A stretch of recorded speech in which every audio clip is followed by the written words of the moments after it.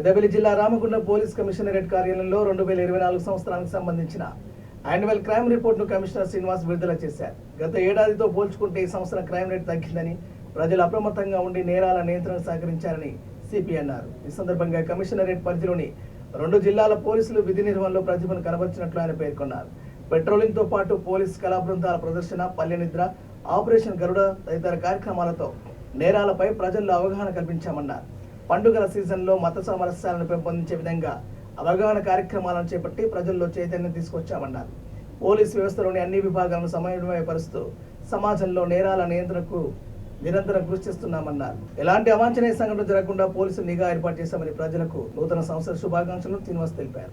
ఈరోజు రామగుండం కమిషనరేట్లో annual crime review press meet ఏర్పాటు చేయడం జరిగింది. దీంట్లో భాగంగా మనము ఎలాబొరేట్గా క్రైమ్ రివ్యూకి సంబంధించి 2023 క్రైమ్ ఫిగర్స్తో పాటు 2024 క్రైమ్ ఫిగర్స్ని కంపేర్ చేసుకుంటూ మొత్తం ఎలాబొరేట్గా ఇవ్వడం జరిగింది. మీకు డిస్ప్లే ఇవ్వడం జరిగింది. మీకు ఆల్రెడీ ప్రింట్ అండ్ మెటీరియల్ కూడా ఇవ్వడం జరిగింది. దీంట్లో ఓవరాల్గా రామగుండం కమిషనరేట్లో మేజర్ హెడ్స్లో like murder for gain and HB by night, HB by day and ordinary thefts, తర్వాత స్పెషల్ అండ్ లోకల్ లాస్, తర్వాత ఎన్ఫోర్స్మెంట్, ఇవన్నిట్లో క్రైమ్ చాలా డ్రాస్టికల్గా తగ్గడం జరిగింది.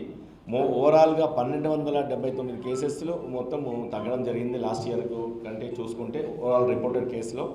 దీంట్లో భాగంగా మేము ఇచ్చే స్ట్రాటజీ నైట్ పెట్రోలింగ్స్ పకడ్బందీగా చేయడము, నైట్ రౌండ్స్ ఆఫీసర్స్ పకడ్బందీగా అన్ని పెట్రోలింగ్ ప్లేసెస్లో తర్వాత జరుగుతుందా లేదా చూడడము, బ్లూ కోడ్స్, తర్వాత పెట్రోల్ కార్స్, తర్వాత కొత్తగా లేటెస్ట్ ఇన్వెన్షన్ అంటే డ్రోన్ పెట్రోలింగ్ ఏర్పాటు చేసాము.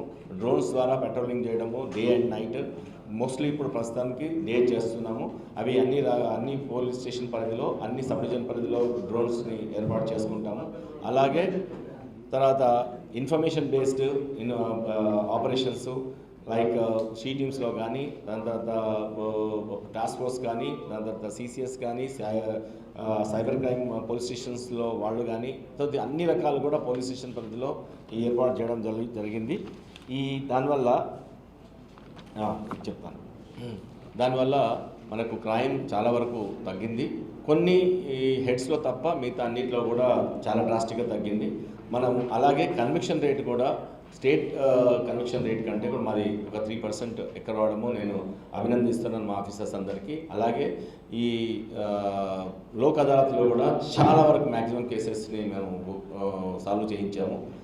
తర్వాత క్యాంపెయినింగ్ కార్యక్రమంలో భాగంగా కమ్యూనిటీ కాంటాక్ట్లో భాగంగా మనకు పల్లె నిద్ర అనే ఫ్లాగ్షిప్ ప్రోగ్రామ్ ఏర్పాటు చేయడం జరిగింది. దాంట్లో ఆఫీసర్స్ ఇంక్లూడింగ్ మై సెల్ఫ్ నేను స్టార్ట్ చేయడం జరిగింది ఆస్నాథ్ విలేజ్లో.